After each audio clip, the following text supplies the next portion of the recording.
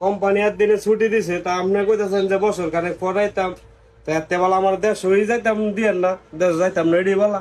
আসসালামু আলাইকুম। একটা ভিডিও দেখে আমি মর্মাহিত। আমি ভিডিওটা দেখে আমি নিজে বিশ্বাসই করতে পারতেছি না যে সোশ্যাল মিডিয়ার মাধ্যমে এমন একটা ভিডিও আমার দেখতে হবে।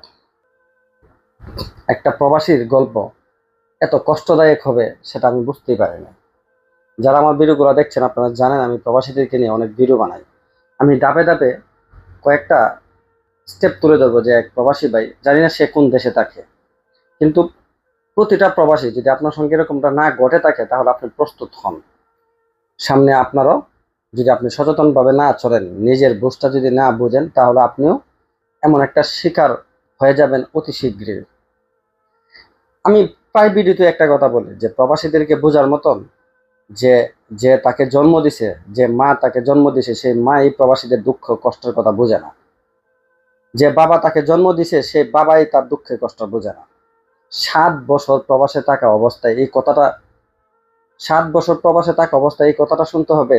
আপনার কইছে যে এই মাসের ভিতরে আমার ছুটির পেপারটা পড়াইতে পারে, আমি বাড়িতে আমু।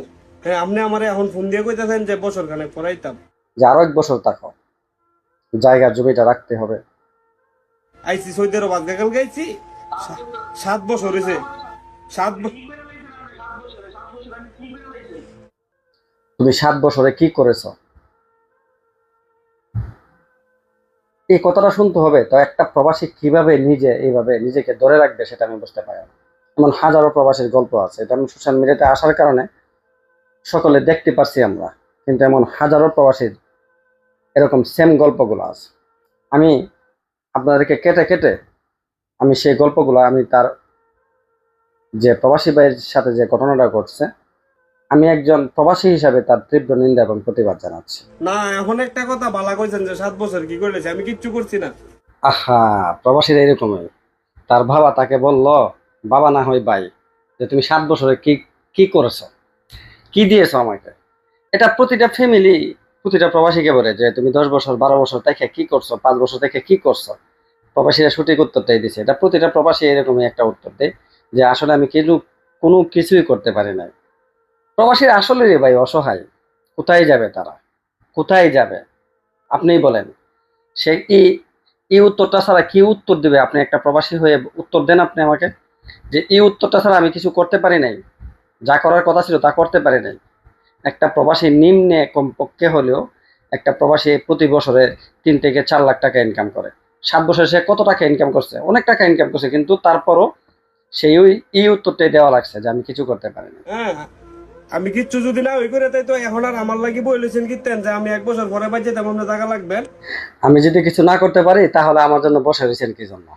আরে ভাই, আপনার জন্য তো বসে থাকবে। আপনি এটিএম কার্ড, আপনি তাদের ব্যাংক। আপনাকে যেভাবে এখন আপনাকে না বুঝাইতে পারলো, পরবর্তীতে হলেও ফোন দিয়ে মানে নরম হয়ে আপনাকে বুঝিয়ে ফেলবে, কারণ আপনি এটিএম কার্ড।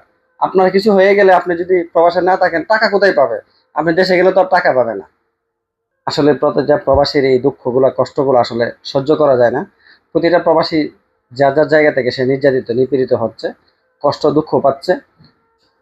আল্লাহ পাক যেন প্রতিটা প্রবাসীকে ভালো রাখে, সুস্থ রাখে, তাদের প্রবাস জীবনটা যেন সুখী হয়। এবং নিজের বুঝ, আমি বারবার একটা কথা বলি যে আপনারা সবসময় নিজের প্রতি খেয়াল রাখবেন।